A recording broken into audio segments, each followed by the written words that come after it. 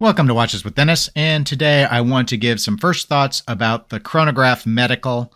I'm probably mispronouncing that, but it's the new collaboration watch between Angelus and Massena Labs.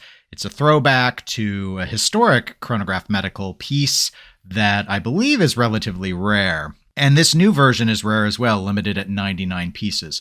But let's go ahead and let's cover some specifications really quick. In terms of the watch itself, this is a 39mm diameter watch. It offers 30 meters of water resistance.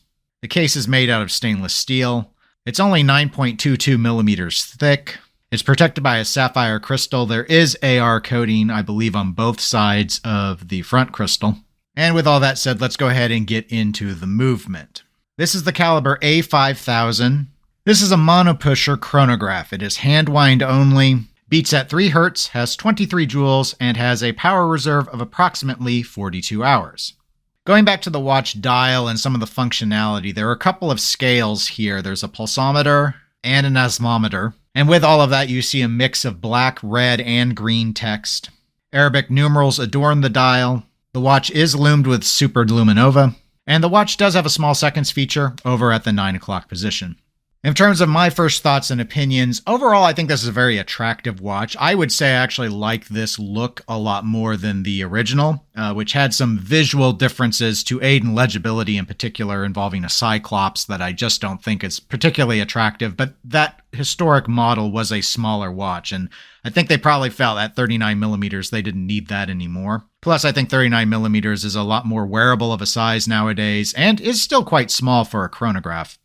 Given the ability to track pulse and respiration, obviously this watch was oriented, and this new version is oriented towards doctors, which isn't my field, so functionality I wouldn't really have a lot of use for this particular chronograph configuration, but I imagine a lot of people who are not physicians may like the romanticism of this style of complication.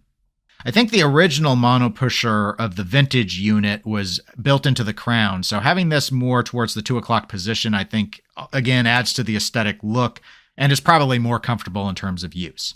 Now, the proverbial elephant in the room on this watch is that it is $19,900, which is a pretty high price point for a stainless steel watch. But Angelus is a very small production company. I believe they only expect to make approximately 350 watches in a year.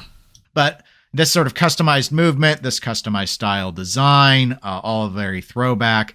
I do get it. I think it'll probably alienate some people that were hoping for something along these lines to come back and maybe be more price competitive versus the vintage units, which I believe trade for a pretty penny. But nonetheless, given what all needs to go into a watch like this in order to achieve the functionality that exists, I'm not particularly surprised. I think this style of watch appeals to a very niche market, but at 99 units, I don't think they're going to have any trouble finding enough people to buy it. The question to me is, if it sells out very rapidly, if the demand for something like this is higher than I think, then will we see something else sort of along these lines, maybe a little less complicated, maybe something that's using a more standardized movement, if that's even possible, to come out in the future. But that's it for this First Thoughts video. Thanks for watching. If you enjoyed it, please do give it a like. It helps my channel out, and subscribe if you want to be notified when I have new videos. Take care.